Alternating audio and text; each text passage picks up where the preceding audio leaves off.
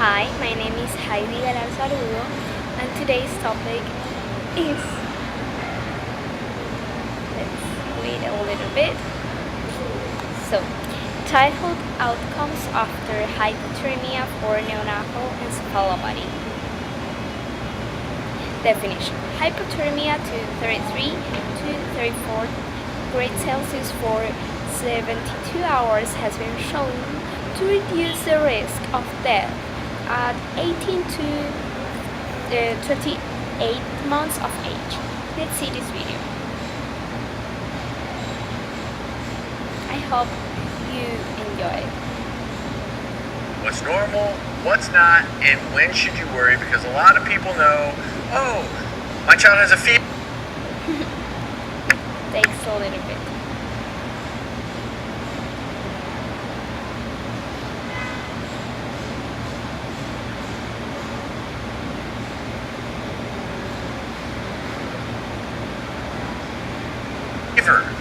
But they don't know what to do when they have a low body temperature. So let's talk about Let's talk about body temperature. So I get a lot of questions about body temperature in my practice.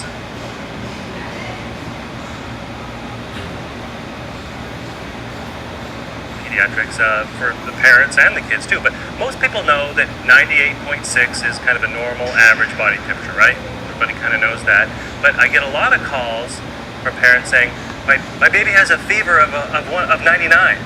You know, and it's technically not a fever until it's 100.4. That's for kids and adults too, right? Okay, and so, but then when do we really worry about it? As it goes higher and higher and higher. If it gets to that 105, 106 range, that's when we kind of really worry about what the fever might be doing to you. If fever actually becomes dangerous. Yeah, fever itself is not dangerous unless it hits that critical high number. Right. You know, there's lots of different tools. You know, this is the ear thermometer. Nice and quick, comfortable. Kids like that. Right. Not quite as accurate Right. as a good rectal thermometer. This is, for anybody, the most accurate way. You know, the other most accurate thermometer?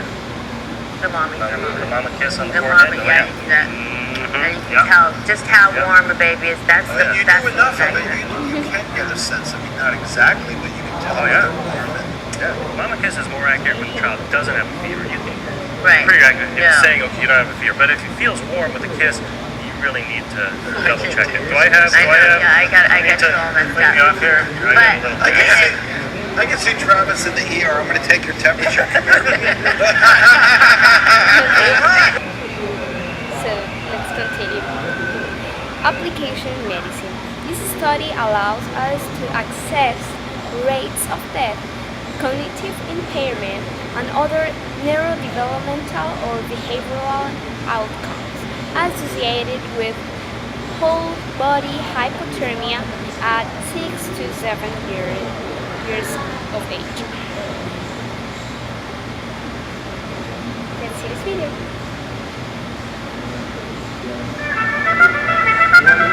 It's very interesting. You just gave birth to a beautiful baby.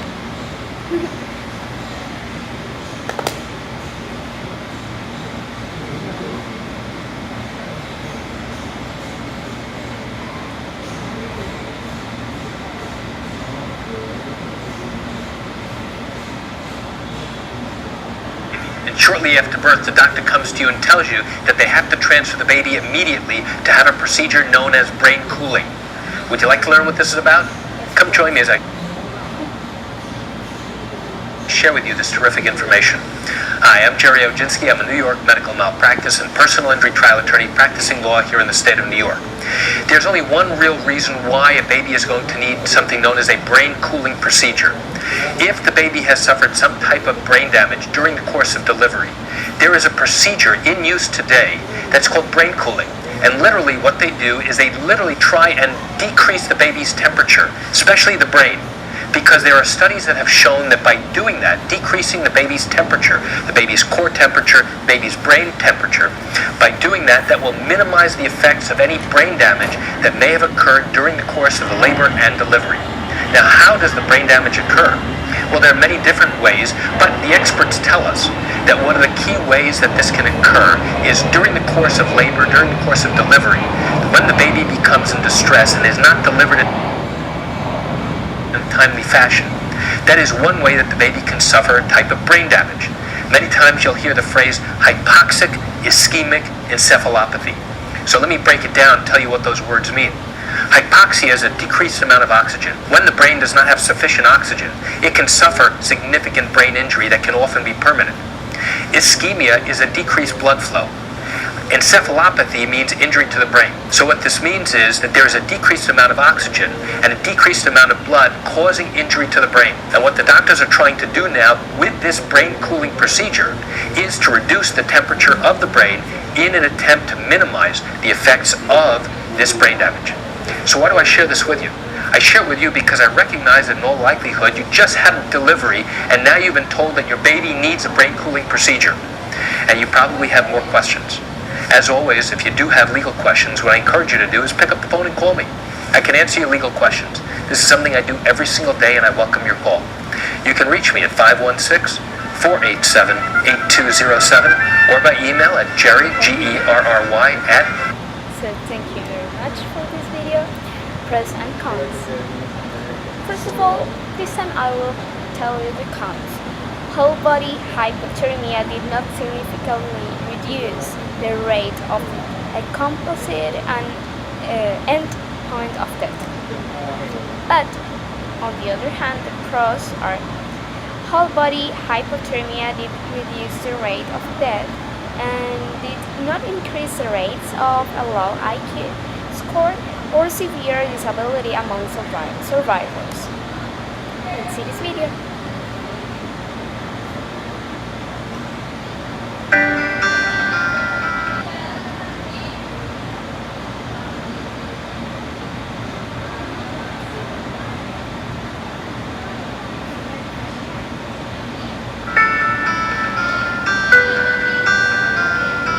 This is the setup that we have for baby potentially is going to be cooled. You can see this is a typical bed that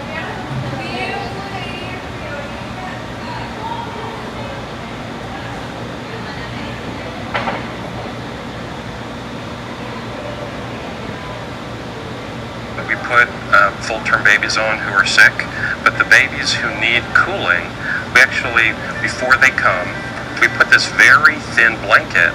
It's a cooling blanket and it circulates cold water through it, and it's from this machine that we turn the temperature down to about 90 to 91 degrees. We then place the baby on the cooling mattress, and this mattress actually maintains the temperature of the baby at a colder temperature than normal. So instead of at 98.6, we're shooting for about 91 degrees.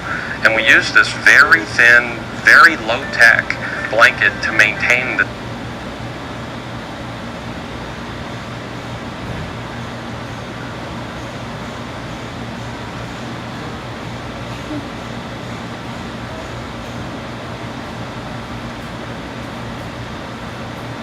this temperature.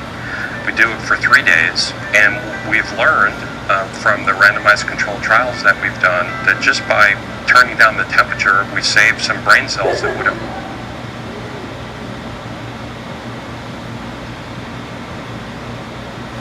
So it's the most important thing we need to know. So this is, what is hypoxic ischemic encephalopathy? Let's see this video, which is much better as me just talking.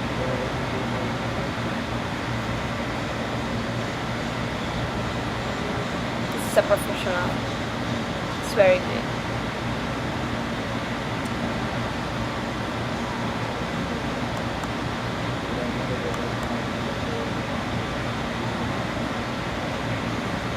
Hello, my name is Zev Gershon.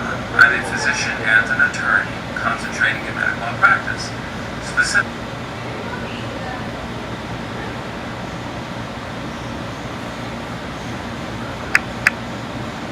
medical malpractice involving cerebral palsy cases. Today I want to talk about HIE, the initials for hypoxic ischemic encephalopathy. What is HIE? It's a combination of hypoxia, which is lack of oxygen, decreased oxygen, ischemia, decreased blood flow, if you will, to the baby's brain, encephalopathy. CEPH is the head, if you will, and pathy is disease of the head or brain. So hypoxic ischemic encephalopathy will be a disease of the brain due to decreased oxygen and decreased blood flow to a baby's brain. What causes hypoxic ischemic encephalopathy? There are several causes. One way you can get it, the decreased blood flow or oxygen to the brain, is through problems with the umbilical cord. The umbilical cord, of course, is the lifeline that connects the baby to the mom through the placenta. The placenta is another way that a child can suffer from hypoxic ischemic encephalopathy in utero, because the tube has ability to provide the oxygen, nutrients, and blood flow to the baby's brain, or in certain circumstances will have a decreased blood flow, if you will, of oxygen to the baby's brain.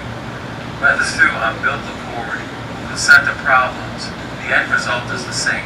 Hypoxic ischemic encephalopathy will lead to a decreased oxygenation and blood flow to the baby's brain, will cause a permanent neurological disorder. Okay, let's continue. Classification. First of all, mild hypoxic ischemic encephalopathy, which is typically resolved in 22 hours. Secondly, moderately severe hypoxic ischemic encephalopathy. It has full recovery within 1 or 2 weeks as possible. So, unsevere hypoxic ischemic encephalopathy has no recovery and this illness ends with death. Some of the signs or symptoms are muscle tone slightly increased, irritability or exercise crying, sleepiness, and occasional periods of apnea. And the last part of my topic is the treatment. So is adequate ventilation, perfusion and blood pressure management, careful fluid management, avoidance of hypoglycemia and hyperglycemia, and avoidance of hyperthermia. Let's see this last video.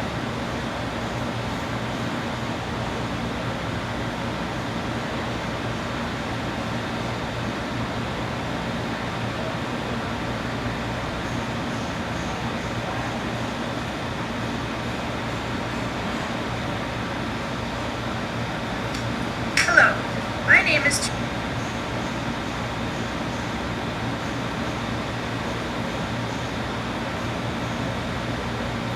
Julie, and I am a nurse at Helen DeVos Children's Hospital in Grand Rapids, Michigan.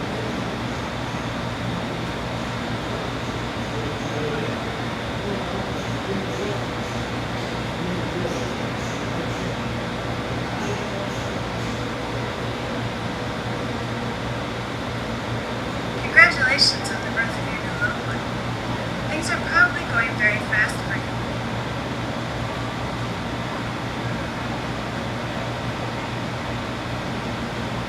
It says a little bit.